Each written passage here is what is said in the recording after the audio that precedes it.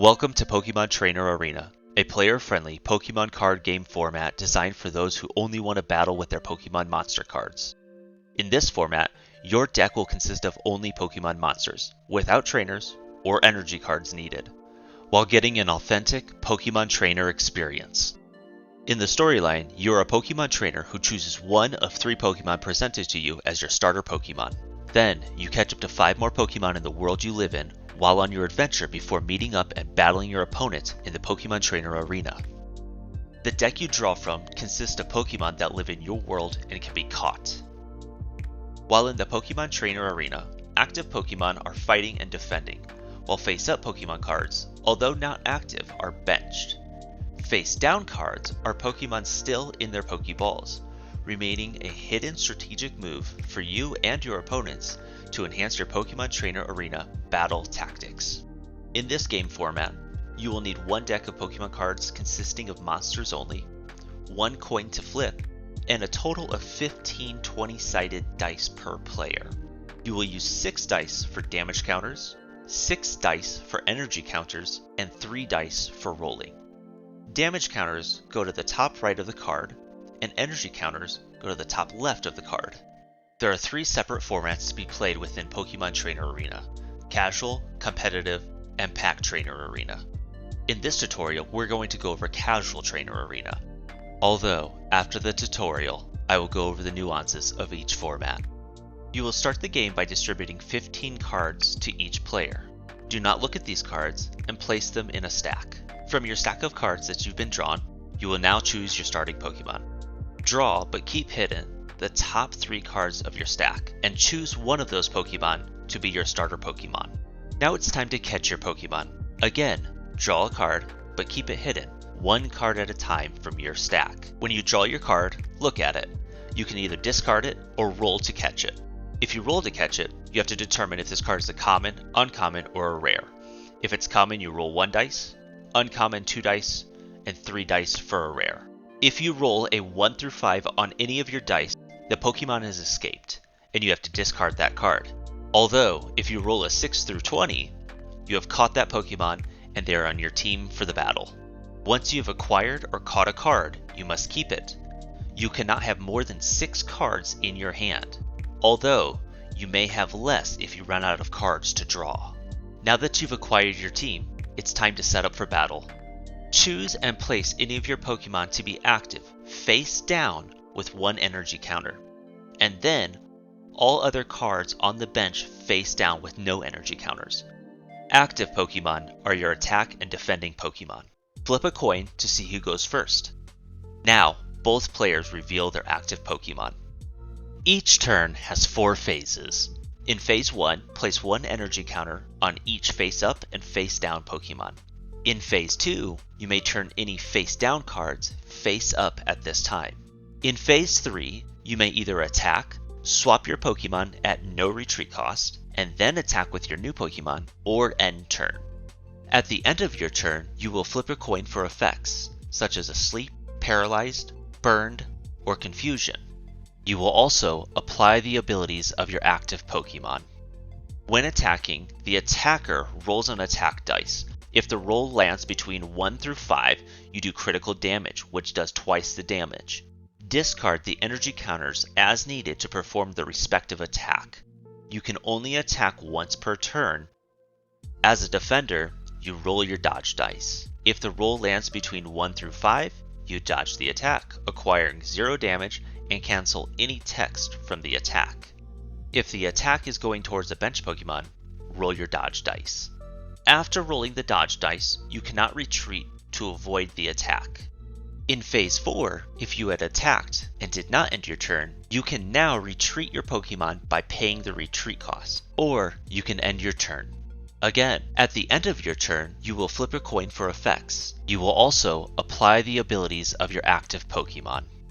To end a round or a game, a point is scored by knocking out all of the opponent's Pokémon. After each round, reshuffle your Pokémon and draw from your deck. The winner is determined by who won the most rounds of a best of 3 or a best of 5 format game.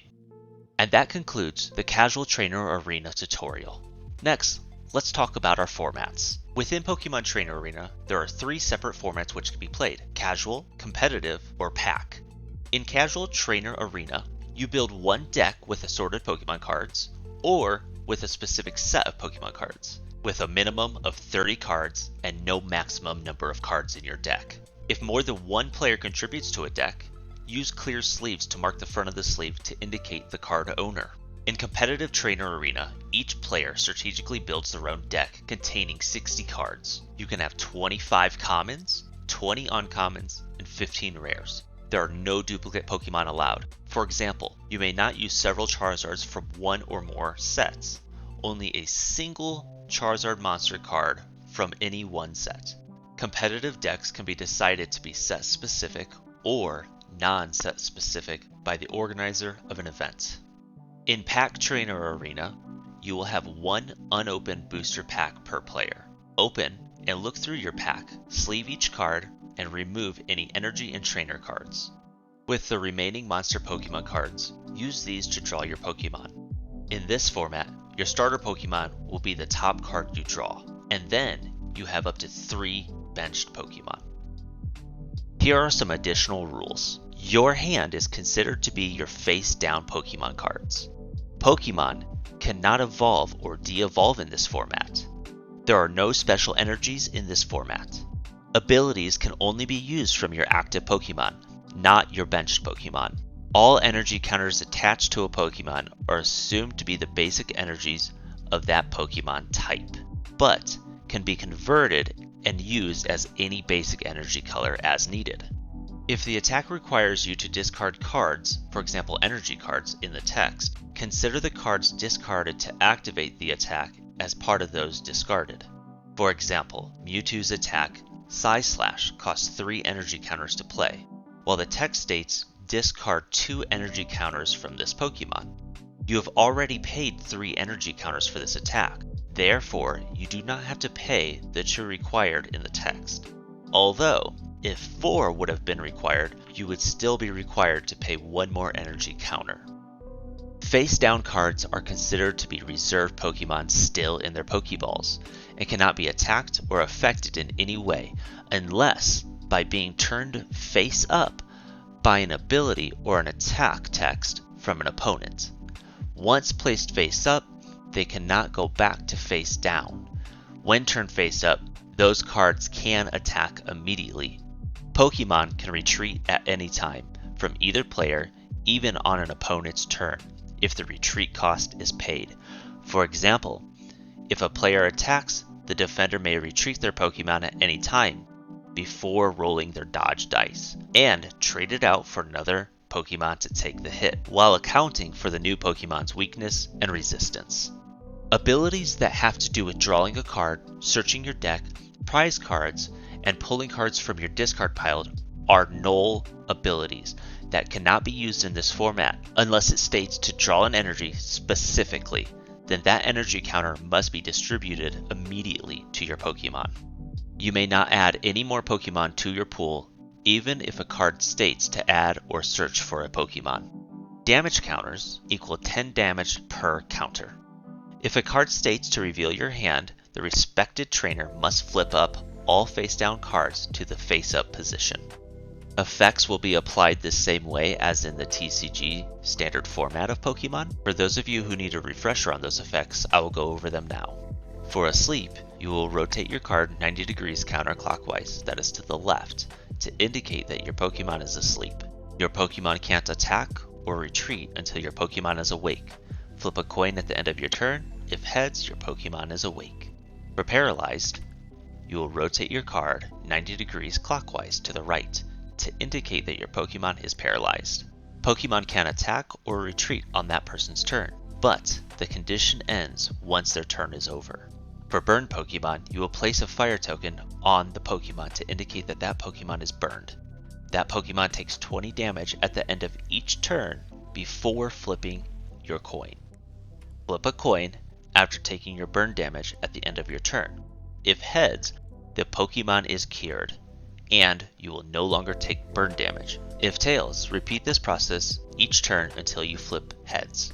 When confused, rotate your card 180 degrees, that is upside down, to indicate that your Pokemon is confused. When you try to attack while confused, flip a coin. If heads, you are no longer confused and you attack as normal. If tails, you remain confused and your Pokemon takes 30 damage, and your attack is cancelled.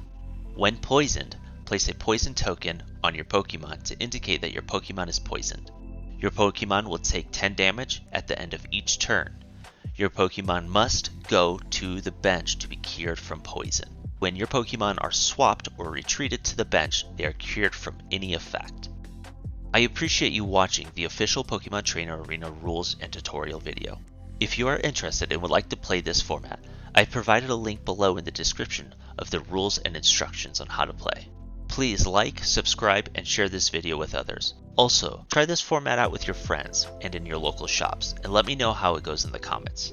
Now, let your Pokemon Trainer Arena adventure begin.